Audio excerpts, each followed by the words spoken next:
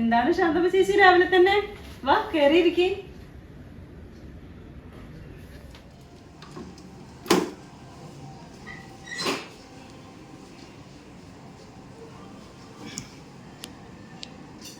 നമുക്കൊക്കെ വയസ്സായില്ലേ?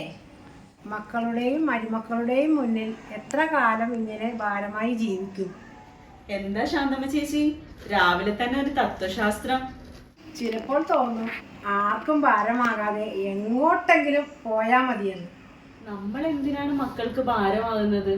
അവരവരുടെ വഴിക്ക് ജീവിക്കട്ടെ, നമുക്ക് നമ്മുടെ വഴിക്ക് ജീവിച്ചാ പോരെ? അത് പറയാൻ എളുപ്പമാ മേരി. അതുപോലെ എളുപ്പമാ ശാന്തേച്ചി ജീവിക്കാൻ. നമ്മുടെ കയ്യിൽ കാശില്ലെങ്കിൽ മക്കളുടെ മുൻപിൽ നമ്മൾ കൈ നീട്ടേണ്ടി വരും. അതാണ് എൻ്റെ സങ്കടം.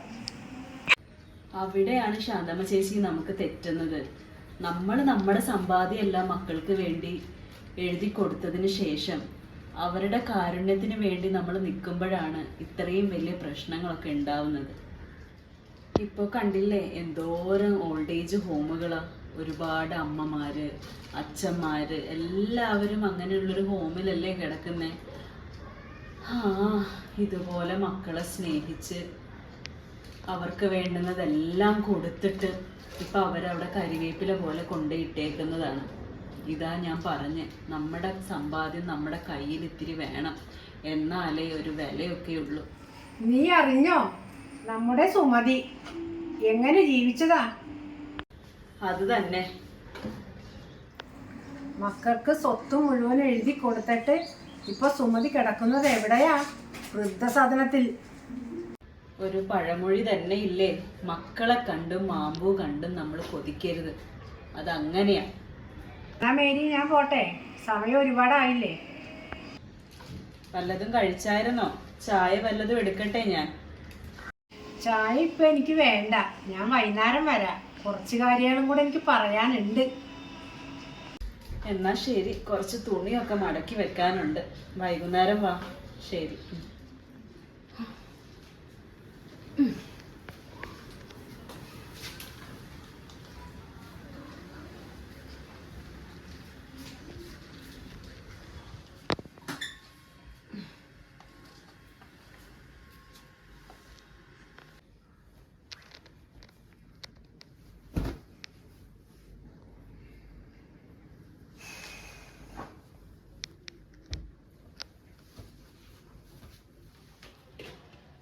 അമ്മേ. ആ നീയോ? അന്ന് വർഗീസിന് സുഖമില്ലെന്നാ, അവന്റെ ബിസിനസ് ഡള്ളായിട്ടിരിക്കുന്ന എന്നൊക്കെ വിഷമം പറഞ്ഞ് അമ്മയുടെ കയ്യിലുള്ള വളകൂരി കൊണ്ടുപോകാൻ വന്നത് എൻ്റെ മോള്. പിന്നെ ഇപ്പോഴാ വരുന്നേ. ഒന്ന് പോയേ അമ്മേ, ഞാൻ അമ്മേനെ കാണാനായിട്ട് വന്നതാ. ശരി ശരി ശരി. ഒന്നുമില്ലാതെ എൻ്റെ പൊന്നുമോൾ എന്നെ കാണാൻ വരില്ല എന്ന് എനിക്ക് നന്നായിട്ട് അറിയാം. പറഞ്ഞോ, എന്താ കാര്യം? അതല്ലമ്മ, കുറച്ച് കാര്യങ്ങളുണ്ട്. പക്ഷെ അമ്മനോട് സ്നേഹമില്ല, അമ്മനെ കാണാനായിട്ട് വരുന്നില്ല എന്നൊന്നും അമ്മ പറയരുത്. ആ, നിന്റെ കയ്യിൽ ഫയലൊക്കെ ഉണ്ടല്ലോ. ഓ ഇതോ? ഇത് കുറച്ച് പേപ്പേഴ്സ് ആണമ്മേ. വാ, നമുക്കെന്നാ ഉമ്മറത്തേക്ക് പോയിരിക്കാം. ഞാൻ നിനക്ക് കുടിക്കാൻ എന്തെങ്കിലും എടുക്കാം. വാ.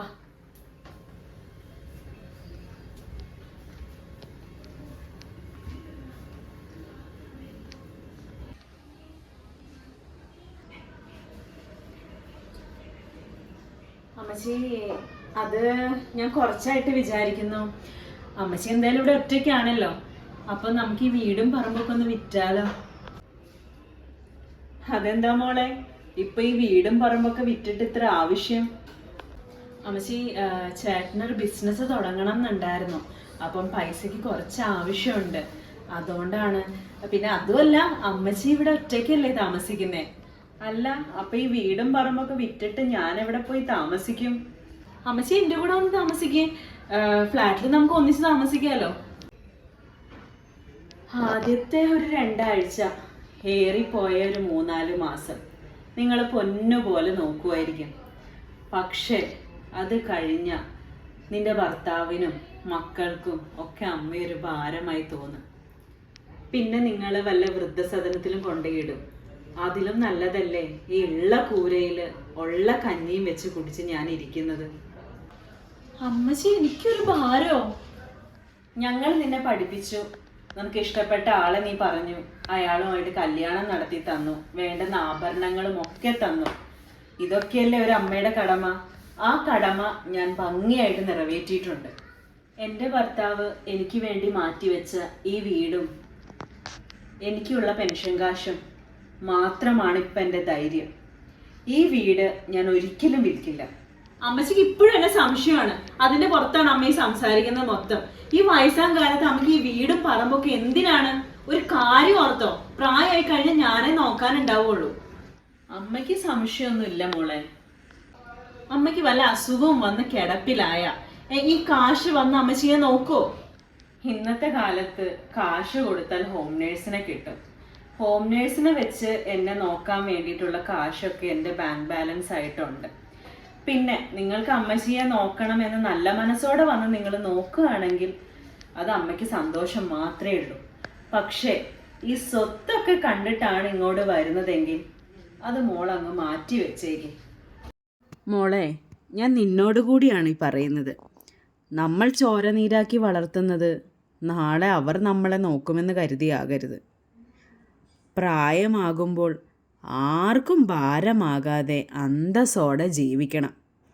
നമ്മുടെ സമ്പാദ്യവും ആരോഗ്യവും നമ്മൾ തന്നെ നോക്കണം. അമ്മച്ചി എന്തേലും കാണിക്ക്. കയ്യിൽ പൈസ ഉള്ളതിന്റെ അഹങ്കാരമാണ്. മേലാൽ ഇങ്ങനെ വിളിക്കാൻ നിൽക്കണ്ട.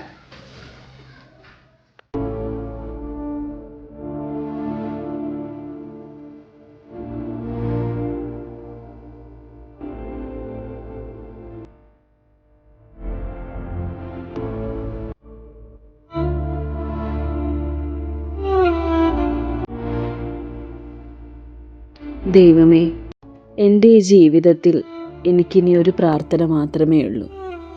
ജീവനുള്ളിടത്തോളം കാലം ആരുടെയും മുന്നിൽ കൈനീട്ടാതെ, ആർക്കും ഒരു ഭാരമാകാതെ അന്തസ്സോടെ ജീവിച്ച് ഒരു ദിവസം ഉറക്കത്തിലങ്ങ് പോകണം. അതാണ് ഈ ജന്മത്തിൽ എനിക്ക് കിട്ടാനുള്ള ഏറ്റവും വലിയ ഭാഗ്യം.